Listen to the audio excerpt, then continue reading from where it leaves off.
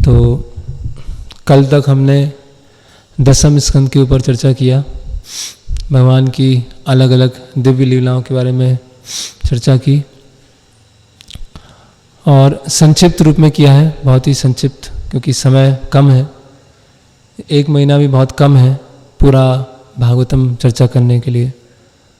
तो आज हम 11वें स्कंद से भगवान की लीलाओं के बारे में चर्चा करेंगे, किस तरह से यदुवंश और भगवान श्री कृष्ण स्वयं का अंतर्धान होता है, कैसे वो इस पृथ्वी को छोड़कर अपने लोक में जाते हैं, उसके लीला क्या है। और उसमें बहुत सारे बहुत सुंदर सुंदर उपदेश हैं जो हम सीख सकते हैं।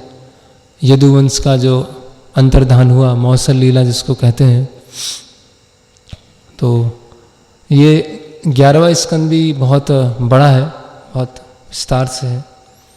और 11वें स्कंद का एक महत्वपूर्ण भाग है उद्धव गीता। जब यदुवंश का अपने आप ही जो विनाश होने वाला होता है और उसके इस तरह से कुछ संकेत आना प्रारंभ हो जाते हैं, तो जो उद्धव जी हैं वो भगवान कृष्ण के पास जाते हैं और कृष्ण उनको बहुत ही विस्तार से संदेश देते हैं। तो वो जो संदेश हैं वो पूरा 11वां स्कंद है, उसको उद्धव गीता भी बोलते हैं, है ना। जैसे हम 3रे, 4थे, 5वें स्कंद में हमने देखा मैत्रेय विदुर उनके बीच में संवाद है, तो यहाँ पर उद्धव जी और कृष्ण उनके बीच में विस्तार से संवाद चल रहा है। तो ये 11वां स्कंद है, उसका प्रथम अध्याय है, जिस अध्याय का नाम है यदुवंश को शाप, है ना। तो सुखदेव गोस्वामी यहाँ पर बता रहे हैं कि किस तरह से भगवान श्री कृष्ण और बलराम जी और यदुवंश, इन सभी ने मिलकर जो पृथ्वी के ऊपर भार था, बहुत सारे अलग अलग असुरों का भार था, उस भार को हटाने के पश्चात, है ना, उस भार को हटाया उन्होंने और साथ साथ में कुरुक्षेत्र का जो युद्ध है उसका आयोजन किया। और कुरुक्षेत्र के युद्ध के द्वारा कौरवों के पक्ष में भी और पांडवों के पक्ष में बहुत सारे लोग इकट्ठा हुए, बहुत सारे योद्धा इकट्ठा हुए और उनको एक ही साथ वहाँ पर वो उनकी मृत्यु हो गई, है ना। तो भगवान का उद्देश्य है परित्राणाय साधुनां विनाशाय च दुष्कृतां। तो मुख्य उद्देश्य तो भक्तों के साथ लीला करना है, जो दूसरा उद्देश्य है वो असुरों को मारना है ना। और यहाँ फिर सुखदेव गोस्वामी बता रहे हैं कि पांडवों के प्रति बहुत अलग अलग तरह के अत्याचार हुए, है ना। कपटपूर्ण जुआ खेलने के लिए उनको बाध्य किया गया, है ना। फिर द्रौपदी वस्त्रहरण हुआ, अपमानजनक शब्द बोले गए, है ना। तो इस तरह से जो कौरव हैं और उनके जो सहायक राजा हैं, उनके पाप धीरे धीरे बढ़ते जा रहे थे, है ना। और सबसे महत्वपूर्ण बात क्या है कि भगवान के भक्तों का अपमान किया गया, है ना। तो उसको भगवान बिल्कुल सहन नहीं करते। तो युद्ध के बहाने से भगवान ने जो पांडवों के प्रति अपराध किया गया, उनके भक्तों के प्रति अपराध किया गया, उसकी भरपाई हुई, है ना। और दूसरा भगवान का जो उद्देश्य है यहाँ पर आने का, वो भी कर्तव्य पूरा हुआ। तो इस तरह से भगवान विचार कर रहे हैं। फिर ये 3रा श्लोक आता है, यहाँ पर भगवान विचार कर रहे हैं अपने मन में, है ना, कि सब लोग ये सोचते होंगे कि पृथ्वी का जो भार है वो समाप्त हो गया, है ना। लेकिन फिर भी अभी एक वंश बचा हुआ है जिसके भार से पृथ्वी और बहुत ज़्यादा, उसका वजन बहुत ज़्यादा है। वो कौन है? यदुवंश। और यदि यदुवंश अगर नष्ट नहीं होगा तो उसका जो भार है पृथ्वी के लिए क्या हो जाएगा? असहनीय हो जाएगा, है ना। तो यदुवंश का किसी तरह से भी विनाश करना होगा। तो अभी ये जो यदुवंश का विनाश है, इससे बहुत सारी शिक्षाएं हैं। तो जैसे यदुवंश में ही बहुत सारे जो यदु थे, भगवान के साथ में घनिष्ठता होने के कारण भगवान की बातों पर ध्यान देना उन्होंने बंद कर दिया था, है ना। जैसे हम बोलते हैं कि फेमिलियरिटी ब्रीड्स कॉन्टेम्प्ट। अगर घनिष्ठता बहुत अधिक होती है तो हम साथ वालों को बहुत हल्का लेने लगते हैं, सस्ता समझने लगते हैं। तो ऐसे ही कुछ जो सदस्य थे यदुवंश के, उन्होंने भगवान कृष्ण की बात को बहुत ही हल्के में लेना चालू कर दिया, है ना। और भगवान विचार कर रहे हैं कि अगर ये वंश के लोग कुछ अपनी मनमानी करते हैं, कुछ अपने मन से करते हैं, तो बाहर के लोग तो यही समझेंगे कि ये जो मनमानी कर रहे हैं या जो भी काम कर रहे हैं वो कृष्ण की इच्छा के अनुसार कर रहे हैं, मतलब कृष्ण की इच्छा है ऐसा कार्य करने की। तो लोग अपनी मनमानी ना करें और मनमानी करके संसार का और इस पृथ्वी का अहित ना करें, इसीलिए यदुवंश को समेटने की आवश्यकता आ गई है ना। फिर और कारण क्या है? क्योंकि भगवान के संगी हैं तो उनके अंदर कहीं ना कहीं थोड़ा सा अहंकार आ गया है कि हम बहुत सर्वश्रेष्ठ हैं, हम यादव हैं, है ना। तो जैसे ही ये अहंकार आया है तो भगवान ने योजना बनाई है कि आपस में वो झगड़ना चालू कर दें। और कारण क्या है? अभी कुछ बाह्य कारण है, कुछ अंतरंग कारण है। बाह्य कारण दो देखे हमने। पहला है कि कुछ यदुओं ने भगवान की बात मानना बंद कर दिया, है ना। कुछ यदुओं में घमंड आ गया कि हम भगवान के परिवार के हैं।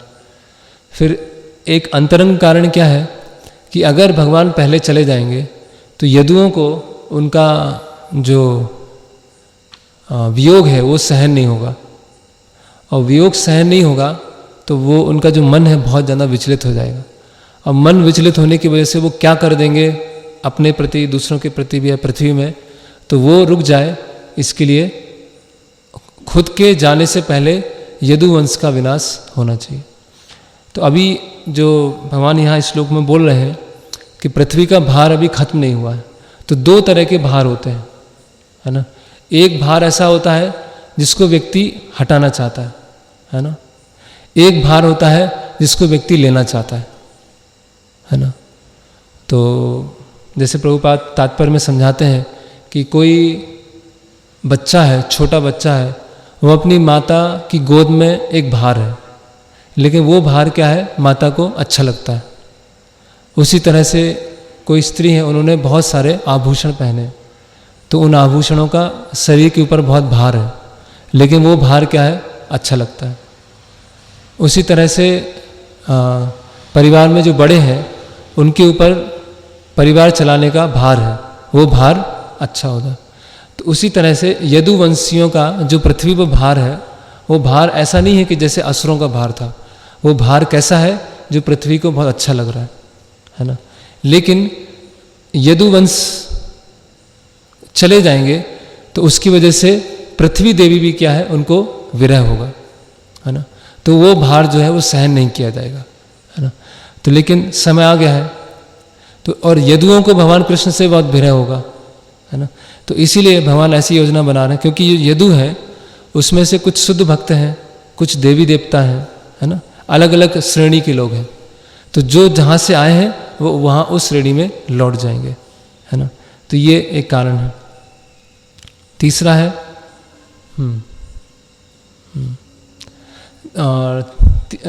तीसरा बाह्य कारण है यदुवंश के विनाश का, कि भगवान बताना चाह रहे हैं कि इस जगत में कोई भी वस्तु क्या है, नित्य नहीं है, परमानेंट नहीं है, सब क्या है, क्षणिक है। अगर आप भगवान के कुल के परिवार के भी हैं, भगवान के परिवार में आने के पश्चात भी जितना इतना ऐश्वर्य मिला है आपको, इतना नाम मिला है ना। सबसे बड़ा नाम तो यही मिला है कि जिस वंश में भगवान है उसी वंश में आप हैं, है ना। उससे बड़ा फेम क्या हो सकता है, प्रसिद्धि क्या हो सकता है। लेकिन ये सब भी क्या है, इस संसार में क्षणिक है ना। तो कोई किसी भी स्थिति पर हो, इस भौतिक जगत में कोई किसी भी स्थिति पे आ गया हो, लेकिन वो भी जगह क्या होती है, नित्य नहीं रहती, वो भी क्षणिक रहती है। तो वो भी यदुवंश के विनाश से भगवान सिखाएंगे।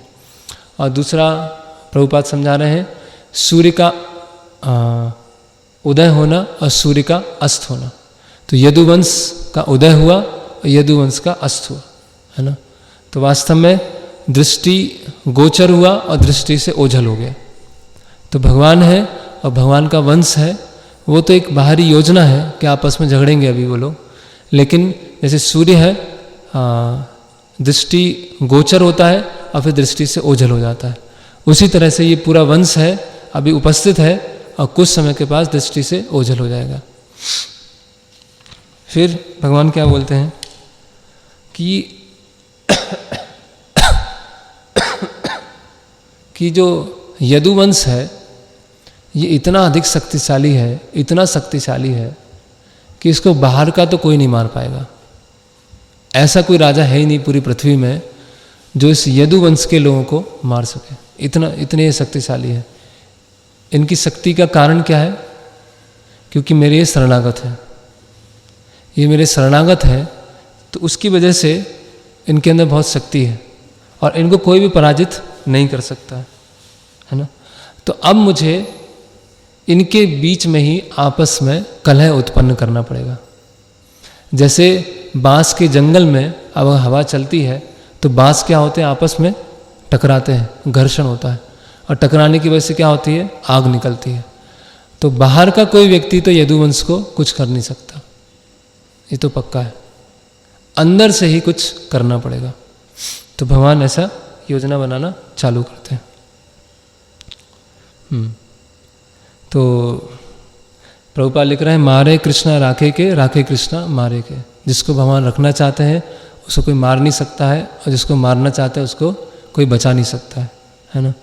तो इवन दूसरे राजा हैं, देवी देवता हैं, पूरे ब्रह्मांड में कोई भी ऐसा योग नहीं है जो यदुवंशियों को पराजित कर सके, क्योंकि भगवान की जो पूरी शक्ति है यादवों को मिली हुई है ना। फिर उसके और कारण है यदुवंश के विनाश के कारण। प्रभुपाद समझा रहे हैं कि जैसे भगवान के वंश के वो लोग हैं, है ना, तो आगे चल के ऐसा ना हो कि जो वंश के सदस्य हैं उनकी पूजा भगवान की तरह होने लगे, है ना।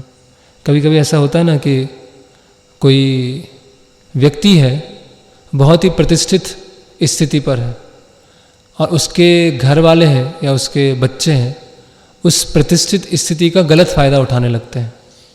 तो उसके जो पिता को जैसा सम्मान मिलता है, पुत्र भी ऐसे चाहता है कि मुझे भी वैसा सम्मान मिले, या उनके सगे संबंधियों को वैसा सम्मान मिले।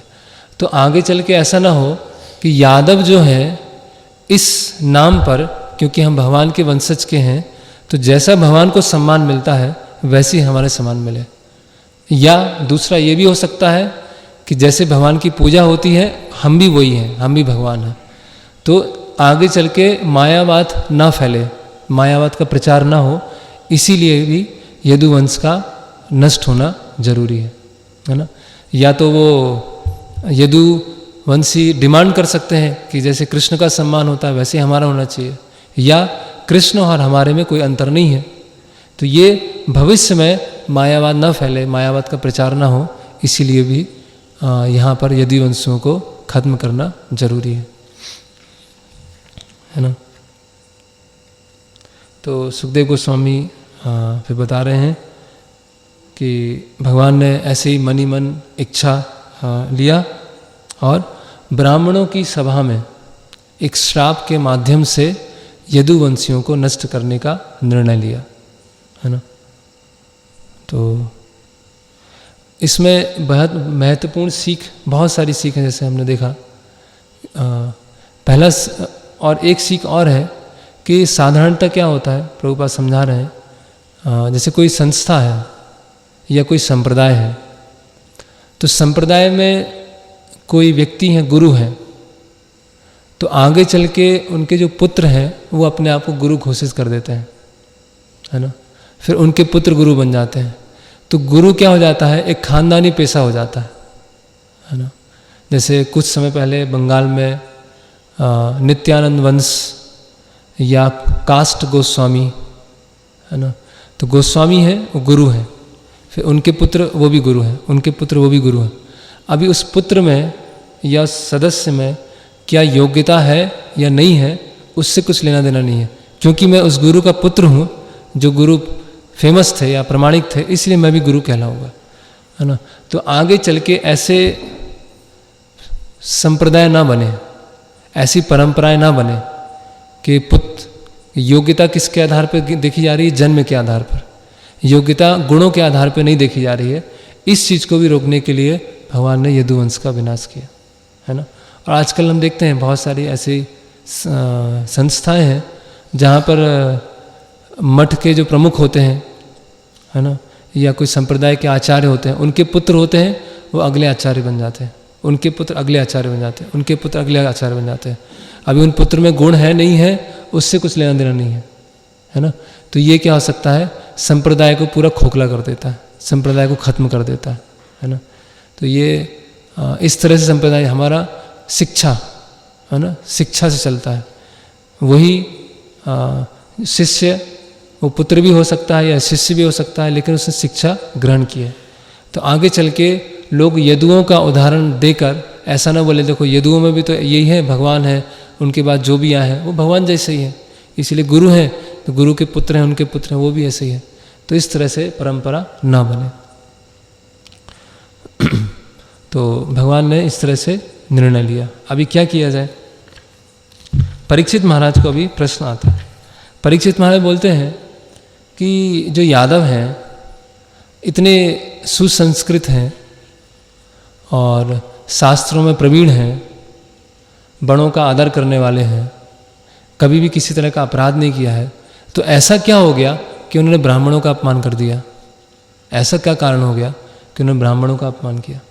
ये तो बहुत आश्चर्य की बात है ना, कि भगवान के खुद के कुल के लोग जो हर तरह से सभ्य हैं, है ना, एकदम परफेक्ट जेंटलमैन, जिनमें कभी कोई किसी की त्रुटि हो ही नहीं सकती है, तो ऐसी क्या परिस्थिति बनी जिसकी वजह से उन्होंने ब्राह्मणों का अपमान किया, है ना। और फिर क्या पूछ रहे हैं, उस श्राप का उद्देश्य क्या था, है ना, और जब श्राप दिया तो उसके बाद क्या घटनाएं हुई, वो सब मुझे विस्तार से आप बताइए, है ना। ओके, तो आगे बढ़ते हैं। फिर सुखदेव गोस्वामी यहाँ समझा रहे हैं। ओके, फिर बता रहे हैं यहाँ पर कि एक बहुत महत्वपूर्ण शिक्षा भगवान और भी देना चाह रहे हैं कि अगर कोई भगवान के वंश का भी है, भगवान के परिवार का भी है, अगर वो भक्तों का अपमान करेगा तो भी भगवान उसको सहन नहीं करेंगे। ये भी एक बहुत महत्वपूर्ण शिक्षा है कि अगर वो भगवान के वंश का है, भगवान के परिवार का है, लेकिन वो परिवार का सदस्य भगवान के भक्तों का उपहास कर रहा है, मजाक उड़ा रहा है ना, अपमान कर रहा है, तो भी भगवान उसको सहन नहीं करते हैं। ये भी इस लीला के माध्यम से अभी पता चलने वाला है ना। तो एक बार क्या हुआ, यहाँ से लीला चालू होती है कि द्वारिका में बहुत बड़ा यज्ञ किया गया और सभी जगह के जो प्रमुख ऋषि गण हैं उनको बुलाया गया, है ना।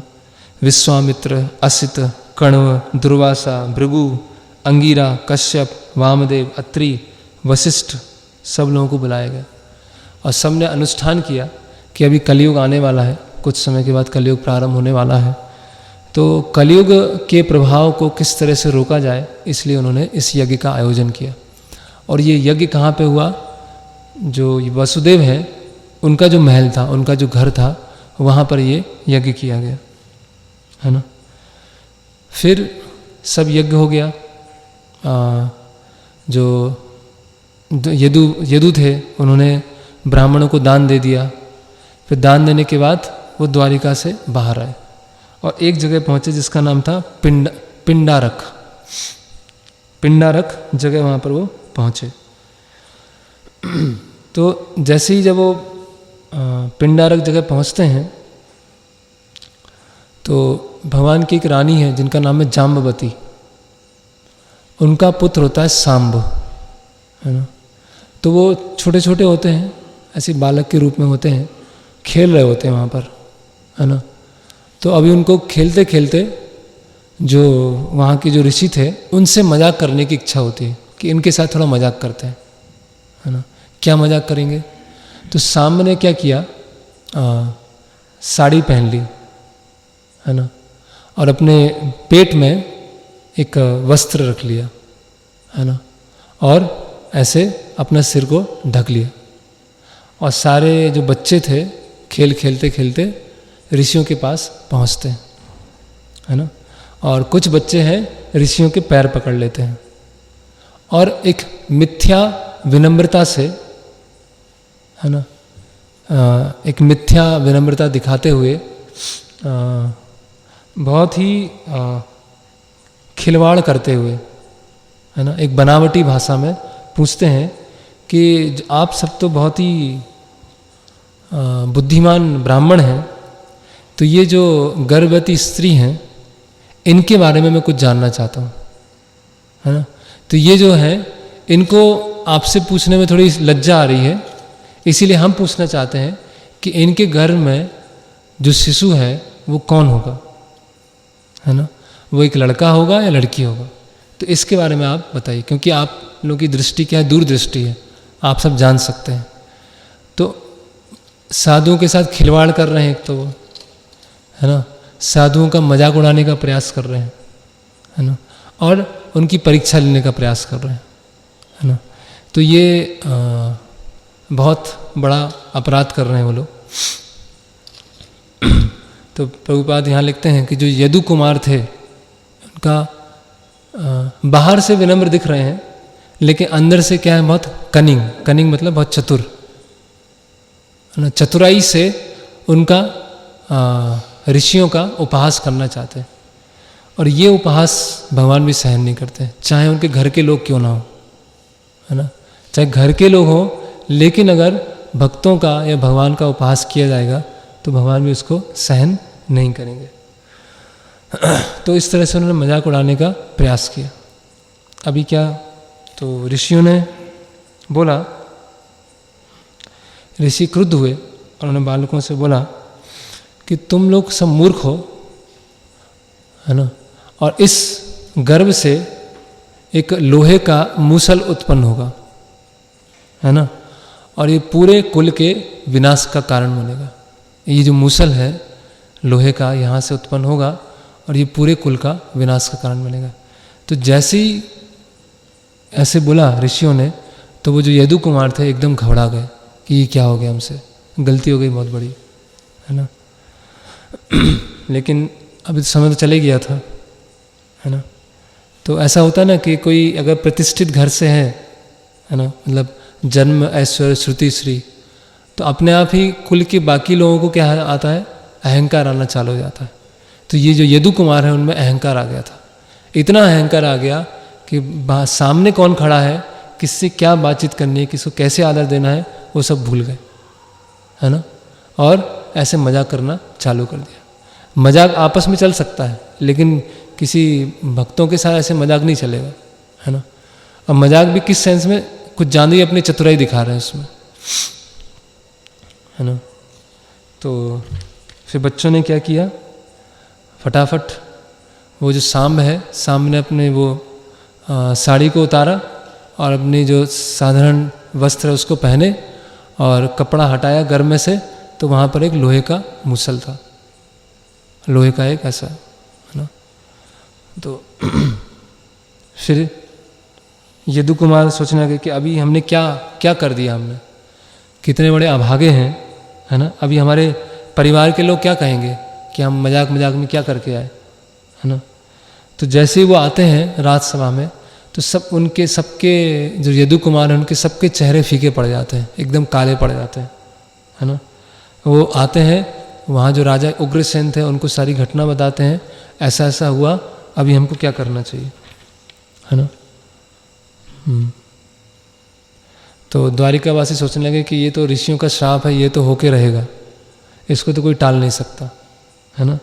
तो उग्रसेन ने क्या किया कि वो जो मूसल था लोहे का, उसके टुकड़े करवा दिए, उसका चूर्ण बनवा दिया और चूर्ण बनवा के समुद्र में फेंक दिया, है ना। तो समुद्र में फेंकने के बाद मछलियों ने उसको खाना चालू किया, मूसल को खाते, उनको लगा ये दाना है, तो वो दाने को खाते जा रहे हैं, खाते जा रहे हैं, खाते जा रहे हैं। और कुछ जो मूसल थे, मूसल के जो टुकड़े थे, वो उसमें पानी में तैरते तैरते किनारे पे जाके इकट्ठा हो गए। तो वहाँ पर बहुत सारे मछुआरे आते थे, तो मछुआरों ने जब मछली को पकड़ा और मछली को बीच में से काटा, तो उसमें से लोहे के वो निकले। तो उसमें से एक शिकारी था जिसका नाम था जरा। उस जरा ने भी क्या किया, उस मछली को काट दिया, मतलब जो मछली मिली उसको काटा, उससे जो लोहा मिला उसको निकाला और अपने तीर पर उसको उसकी धार बनाने के लिए उसमें तीर के ऊपर लगा दिया, है ना। और बाकी जो मूसल थे जो किनारे पे बहकर आए थे वो उगना चालू हो गए और लंबे लंबे मोटे मोटे बांस के रूप में वो चेंज हो गए, परिवर्तित हो गए। तो सारे जो किनारा है वहाँ पे क्या हो गया, लोहे के लंबे लंबे बांस लग गए, है ना।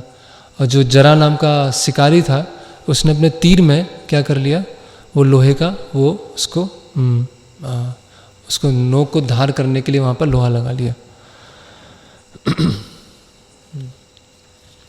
तो भगवान को ये पता चल गया था कि ये ब्राह्मणों का शाप है। तो भगवान ने अभी योजना बनाई, भगवान चाहते थे कि उद्धव को वो बद्री का आश्रम भेजें, वहाँ पर नर नारायण ऋषि से शिक्षा लेने के लिए। और भगवान भी सब कुछ समेट रहे थे, है ना। तो उद्धव जी हैं वो आते हैं और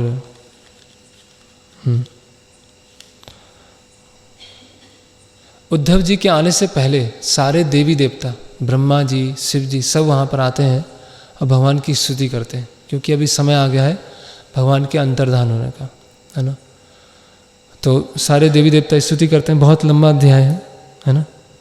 और भगवान जो हैं जब सारे देवी देवता वहाँ चले जाते हैं तो भगवान यादवों को बुलाते हैं और बोलते हैं कि अभी आप द्वारिका को छोड़ दो और द्वारिका से दूर जाओ, प्रभास क्षेत्र, वहाँ पे जाके यज्ञ करना चालू करो, है ना। क्योंकि भगवान, आंतरिक कारण क्या है, भगवान चाहते हैं कि ये जो आपस में झगड़ा होने वाला है, लड़ाई होने वाली है, वो द्वारिका में ना घटे। द्वारिका में कुछ अमंगल नहीं होना चाहिए, अशुभ काम नहीं होना चाहिए, क्योंकि द्वारिका में जिसकी भी मृत्यु होगी वो भगवत धाम जाएगा। लेकिन यादवों में कुछ यादव ऐसे थे जो अभी भगवत धाम जाने के लिए योग्य नहीं बने थे, उनको अभी थोड़ा और समय वेट करना था। उनमें से कुछ देवी देवता थे। तो भगवान ने ये जो आपस में जो झगड़ा होने वाला है यादवों का, उसको द्वारिका के बाहर उन्होंने बोला। तो उन्होंने बोला नहीं कि झगड़ा होगा, उन्होंने बोला कि आप प्रभास क्षेत्र जाओ और वहाँ पर आप यज्ञ करना चालू करना और कुछ समय के बाद मैं भी वहाँ पहुँचता हूँ, है ना।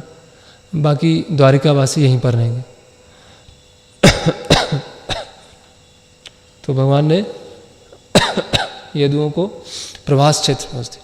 प्रभास क्षेत्र कहाँ पर है, सोमनाथ, है ना। सोमनाथ के पास में है प्रभास क्षेत्र, बैरावल रेलवे स्टेशन है तो उसके पास में ही है प्रभास क्षेत्र। आज भी वहाँ पर वो एक पूरा क्षेत्र है जहाँ पर वो बांस, लोहे के बांस उगे थे और वहाँ पर यादवों का आपस में झगड़ा हुआ था, तो वो प्रभास क्षेत्र आज भी वहाँ पर मौजूद है। और उस प्रभास क्षेत्र की बहुत सारी महिमा भी है, इसमें बताया है भागवतम में कुछ कुछ कि वह चंद्रमा को भी श्राप लगा था दक्ष प्रजापति से, तो चंद्रमा ने भी उस प्रभास क्षेत्र में स्नान करके उस श्राप से मुक्त हुआ था, है ना। और बहुत सारा अलग अलग तरह से दान देना है, वहाँ पे अनुष्ठान करना है, वहाँ की उसकी बहुत ज़्यादा विशेष उसकी महिमा है। तो ये 11वें स्कंद के शुरुआत में आता है। अभी ये अंतिम में 30वां अध्याय है, यदुवंश का संहार, है ना। क्योंकि क्या होता है कि भगवान यादवों को प्रवास भेज देते हैं, तो उद्धव आते हैं, उद्धव को पूरा संदेश देते हैं, उद्धव गीता होती है, उसके बाद भगवान स्वयं प्रभास के पास जाके पहुंच जाते हैं और उस समय वहाँ पर झगड़ा चालू हो जाता है। तो यहाँ हम देखते हैं क्या होता है अभी। तो उद्धव जी भगवान से संदेश सुनते हैं और फिर चले जाते हैं हरिद्वार, है ना। और भगवान द्वारिका को छोड़ देते हैं और प्रभास क्षेत्र के पास में एक पीपल का पेड़ है, वहाँ पे जाके बैठ जाते हैं। उसमें क्या होता है, उनका जो बायां पैर होता है वो बायां पैर उनकी दाएं जंघे के ऊपर होता है ना। और उनका जो पैर का नीचे का भाग है वो एकदम लाल दिख रहा होता है, एकदम लाल, ऐसा लगता है कोई हिरण का चेहरा हो, है ना। और भगवान वहाँ पर ध्यान में बैठ जाते हैं, ठीक है। अभी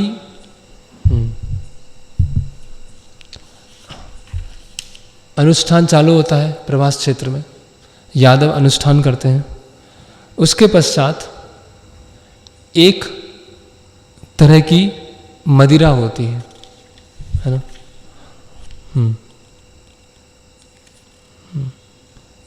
ओके, उस मदिरा का नाम है मैरेय, है ना, मैरेय पे। तो एक विशेष तरह की मदिरा होती है, वो यदुवंशी पीते हैं। और जैसे ही वो यदुवंशी पीते हैं तो उनका मन पूरी तरह से विचलित हो जाता है, पूरी तरह से वो मदोन्मत्त हो जाते हैं। और जैसे ही मदोन्मत्त होते हैं क्या करते हैं, जो वहाँ पर लोहे के उगे हुए थे, लोहे के डंडे जो उगे हुए थे उसको वो निकाल लेते हैं, है ना। और फिर एक दूसरे को झगड़ना मारना चालू कर देते हैं, है ना। तो धनुष बाणों से, तलवारों से, भालों से, गदाओं, बर्छ से, अलग अलग तरह से सब लोगों ने एक दूसरे पर आक्रमण करना चालू कर दिया, है ना। यहाँ बताया है कि प्रद्युम्न ने सांब से, अक्रूर ने कुंती भोज से, सुभद्र ने संग्रामजीत से, सुमित्र ने सूरत से, ऐसे जितने भी प्रमुख यदु थे सबने एक दूसरे के ऊपर झगड़ा करना चालू कर दिया, है ना। और बहुत बुरी तरह से, है ना, बहुत बुरी तरह से एक दूसरे को मार रहे हैं, है ना। मारकाट वहाँ पर चालू हो गई, है ना। तो बता रहे हैं सुखदेव गोस्वामी, पुत्र हैं अपने पिताओं को मार रहे हैं, भाई को मार रहा है, भांजे मामा को मार रहे हैं, भतीजे चाचा को, नाती पितामह को, एक मित्र दूसरे मित्र को, एक शुभचिंतक दूसरे शुभचिंतक को, इस तरह से आपस में झगड़ा चालू कर दिया। सबके धनुष टूट गए, बाण टूट गया, है ना। बेंत ले लिया हाथ में, लोहे का बेंत ले लिया, उससे मारना चालू किया, है ना। और इस तरह से एक दूसरे से आक्रमण कर रहे हैं।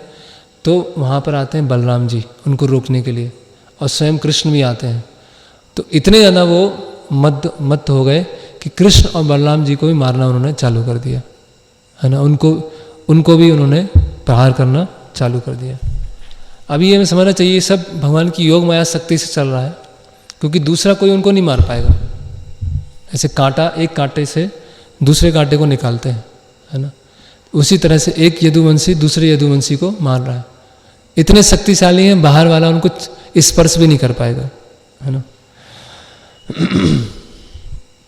तो ब्राह्मणों के श्राप के कारण और भगवान की योग माया शक्ति के कारण बहुत ही भीषण युद्ध हुआ। और जैसे बांस आपस में टकरा के पूरा जंगल जल जाता है, उसी तरह से लगभग सारे यदु वहाँ पर मर गए, ठीक है। कुछ लोग हैं बलराम जी के पीछे भागते हैं बलराम जी को मारने के लिए। तो बलराम जी समुद्र के पास में आते हैं,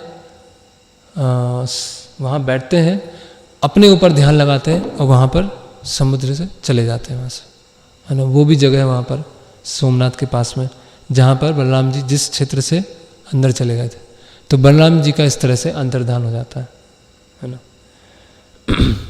फिर अभी भगवान कृष्ण जो हैं पीपल के वृक्ष के नीचे बैठे हुए हैं, उन्होंने अपना चतुर्भुज रूप प्रकट कर लिया अभी, है ना। चतुर्भुज रूप में बैठे हुए हैं। यहाँ बताए हैं कि उनका जो रूप है बहुत ही सुंदर है, गहरे नीले बादल की तरह है ना। मुखमंडल में हंसी है और अलग अलग तरह के आभूषण पहने हुए हैं, है ना। और जैसे मैंने बताया कि उनका जो बायां पैर है उनके दाएं जंघे पर है, और पैर ऐसे है कि उनकी जो पैर में तेज लालिमा है, एकदम तेज लालिमा है ना। तो उस लालिमा को देखकर जो एक जरा नाम का वो था शिकारी, जिसने मछली के उससे लोहे का अपना तीर उसको बनाया था, तो उसने काफ़ी दूर खड़ा होकर, अभी वो प्रभुपाद यहाँ समझा रहे हैं कि प्रभास क्षेत्र में इतना बड़ा युद्ध हुआ है, तो वहाँ पर हिरण कैसे हो सकता है, और वहाँ पर एक साधारण बहेलिया कैसे आ सकता है, संभव ही नहीं है ना। कोई बहेलिया ऐसी जगह जानवर का शिकार करने नहीं आएगा जहाँ ऑलरेडी इतना बड़ा युद्ध हुआ है, इतने लोग मारे गए हैं, खून हड्डियाँ सब गिरे हुए हैं, ऐसी जगह तो कोई बहेलिया आएगा नहीं, साधारण शिकारी। तो उस शिकारी का वहाँ आना और उसका सोचना कि यहाँ जो एक हिरण है जो लेटा हुआ है, उसका वो सोचना, दोनों ही क्या है, बहुत विचित्र है। ना तो ऐसी जगह कोई शिकारी आ सकता है, ना ऐसी जगह कोई हिरण आ सकता है ना। और शिकारी ने क्या किया, दूर से वो उससे लगा कि हिरण सोया हुआ है, तो दूर से तीर लगाया, है ना। और जैसे ही तीर मारा तो पैर में जाके स्पर्श हुआ, और जैसे पैर में स्पर्श हुआ तो भगवान ने उस तीर को लिया और निकाल के फेंक दिया, है ना। और जरा जो था वो आया, उसने देखा अरे ये तो स्वयं द्वारिकाधीश हैं, उनको मार दिया मैंने। तो उसने माफ़ी मांगी बहुत कि मुझे माफ़ कर दीजिए, मुझे ऐसा नहीं करना चाहिए, बहुत गिड़गड़ाया वो। तो जरा जो था पिछले जन्म में क्या था, भृगु ऋषि था, है ना। अभी जो ऐसी कथाकार होते हैं जो गलत रूप से कथा सुनाते हैं, वो बोलते हैं कि बाली जो था वो जरा बन के आया। जैसे भगवान राम ने बाली को छुप के मारा था, वैसी जो बाली है वो आगे चल के शिकारी बन के आया और उसने भी कृष्ण को छुप के मारा। तो ये पूरी तरह से गलत इंटरप्रिटेशन है, क्योंकि जब बाली को भगवान ने मारा था तो बाली की जब मृत्यु हो रही थी तो बाली तो बहुत प्रसन्न था, है ना, कि मुझे आपके द्वारा मारा गया, इससे अच्छी मृत्यु क्या हो सकती है कि आपने मारा और आपको देखते हुए मेरी मृत्यु हो रही है, इससे बढ़िया बात क्या होगी। और मेरा पुत्र है अंगद, उसको मैं आपको सौंप के जा रहा हूँ। तो बाली को समस्या नहीं है, लेकिन लोगों को समस्या है। लोग सोचते हैं कि बाली को नाइंसाफी से मारा, इसीलिए जो जैसा करता है वैसे उसको भुगतना पड़ता है, ये नहीं है। तो जरा नाम का जो शिकारी था वो कौन था, भृगु ऋषि थे। तो भृगु ऋषि ने एक बार क्या किया था कि सब लोगों का टेस्ट ले रहे थे वो, तो भगवान विष्णु की छाती पे लात मारी थी उन्होंने, भृगु ऋषि ने। तो लक्ष्मी जी ने उन्होंने श्राप दे दिया था कि तुमको बहुत ज़्यादा अहंकार आ गया है, तो जाओ अभी निम्न कुल में जन्म लेना। तो भगवान ने ऐसे कुल में जन्म दिया जिससे उसको पश्चाताप हो, भृगु ऋषि को, और पश्चाताप होगा तो जो गलती हुई उससे वो मुक्त हो जाएंगे। तो वो जरा बहेलिया आते हैं, भगवान से माफ़ी मांगते हैं कि ऐसा ऐसा मैंने कर दिया, मुझे माफ़ कर दीजिए। भगवान वाले कोई समस्या नहीं, तुमने कुछ नहीं किया है ना। ये मैं कौन सी लीला कर रहा हूँ, दो तरह से लीला है। असुर विमोहन लीला। असुर विमोहन लीला क्या होती है कि लोग जो सोचते हैं कि मैं एक साधारण व्यक्ति हूँ, उनकी श्रद्धा को और मजबूत बनाने के लिए मैं ये लीला कर रहा हूँ। कि लोग सोचते हैं ना मैं साधारण हूँ, हाँ मैं साधारण हूँ, शिकारी ने मारा वो मर गया। तो लोग जो नास्तिक बने रहना चाहते हैं वो नास्तिक ही रहें, ठीक है। और जो मेरी दिव्य प्रकृति को समझना चाहते हैं वो जब भागवतम पढ़ेंगे तो समझ में आ जाएगा, है ना। तो भगवान ने अपना एक पंचभूत का बना हुआ शरीर वहाँ पर त्याग दिया तीर लगने से, और भगवान का जो दिव्य रूप था उसमें अभी उन्होंने तैयारी किया गोलोक वृंदावन जाने के लिए। तो भगवान के वहाँ पर सारथी आते हैं, दारुक अपना रथ लेके आते हैं घोड़ों के साथ। भगवान बोलते हैं दारुक तुम जाओ अब यहाँ से, मैं आता हूँ पीछे। दारुक को भेज देते हैं और उच्च लोकों में अलग अलग देवी देवता हैं, उपदेवता हैं, सब नृत्य करने लगते हैं, है ना, वाद्य यंत्र होने लगता है कि भगवान अभी भगवान का अंतर्धान, भगवान गोलोक वृंदावन जा रहे हैं, है ना। और जरा को आशीर्वाद देते हैं कि चिंता मत करो, अभी तुम भी भगवत धाम जाने वाले हो, है ना। तो ये सब हो जाता है।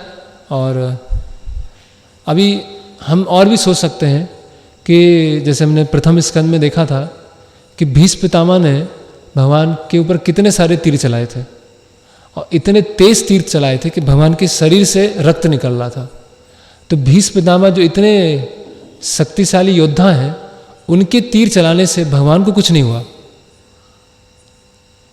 और एक बहेलिये ने, वो भी एक साधारण सा बहेलिया, जिसने इतनी दूर से तीर चलाया, और वो भी कहाँ चलाया, पैर में चलाया। एक बहेलिये के तीर चलाने से भगवान की मृत्यु हो सकती है, और भीष्म पितामह जैसे क्षत्रिय हैं, उन्होंने इतने तीर चलाए और भगवान को कुछ नहीं हुआ, है ना। तो ये भगवान इस तरह से असुरों को विमोहित करने के लिए लीला करते हैं। तो भगवान जब जाने लगते हैं अपने रथ पर बैठकर, तो क्या होता है कि भगवान के साथ साथ में क्या होता है, धर्म होती है, सिद्धियां होती हैं, अच्छे गुण होते हैं, है ना, सत्य है, दया है, तप है, शौच है, आयु है, वो भी सब क्या भगवान के साथ जाने लगती है ना। तो भगवान जा रहे हैं, और जितने भी सद्गुण हैं, सत्य, दया, तप, शौच, वो भी पीछे पीछे जा रहा है। क्योंकि अभी यहाँ पर कौन कौन पालन करेगा, भगवान के जाने के पश्चात कलयुग आने वाला है, उसके बाद कोई पालन करने नहीं वाला है। तो भगवान इस तरह से वहाँ पे चले जाते हैं। और यदुवंशियों में क्या होता है, जो शुद्ध भक्त होते हैं वो भगवत धाम चले जाते हैं, जो देवी देवता होते हैं वो अपने लोग चले जाते हैं, है ना। तो अधिकतर लोग की मुक्ति होती है, कुछ लोगों की मृत्यु होती है भगवत धाम जाके, कुछ लोगों की मृत्यु होती है वापस अपने लोगों को जाके। तो इस तरह से भगवान और यदुवंश का अंतर्धान हो जाता है। भगवान चले गए, सारे सद्गुण भी चले गए, लेकिन भगवान किस रूप में आए फिर, श्रीमद् भागवतम के रूप में, है ना। तो वो जो पहला प्रश्न था, जो शौनक आदि ऋषियों का प्रश्न था कि भगवान के अंतर्धान होने के पश्चात धर्म कहाँ रह गया, तो ये जो 11वां स्कंद जब पूरा होता है, उसका जो अंतिम अध्याय है भगवान कृष्ण का अंतर्धान, है ना, उसके बाद 12वां स्कंद आएगा, और उसी में फिर से उस चीज़ को रिपीट किया गया है। वही श्लोक फिर से थोड़ा सा अलग रिपीट किया गया है कि ये श्रीमद् भागवतम के रूप में स्वयं भगवान यहाँ पर आते हैं। तो जो जिसके भी घर में ये श्रीमद् भागवतम है और नियमित रूप से भगवान का अध्ययन कर रहे हैं, तो साक्षात क्या है, भगवान के साथ संग है ना, भगवान को हम देख पा रहे हैं, भगवान की हम सेवा कर पा रहे हैं। तो ये पूरी मौसल लीला है, यदुवंशियों के विनाश की लीला है। तो यहाँ पर हम विराम देंगे। हरे कृष्णा। एक सेशन और बचा है 12वें स्कंद, तो उसकी हम चर्चा कल करेंगे। और जिनके पास भागवतम सेट नहीं है तो भागवतम सेट लें, जो किसी को देना चाहते हैं गिफ्ट के रूप में, वो भी भागवतम सेट लेके दे सकते हैं। तो किसी का कोई प्रश्न है, कोई जिज्ञासा है तो पूछ सकते हैं।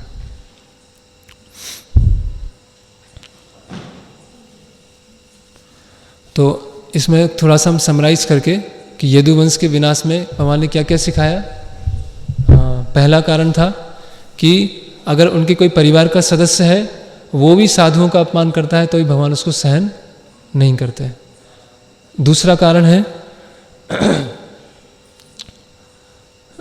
कि आगे चल के यादव जो लोग हैं वो भगवान की तरह सम्मान ना लेने लगे, ये अपने आप को भगवान के समान ना मानने लगे, मायावाद का प्रचार ना हो, इसके लिए भगवान ने यदुवंश का विनाश किया।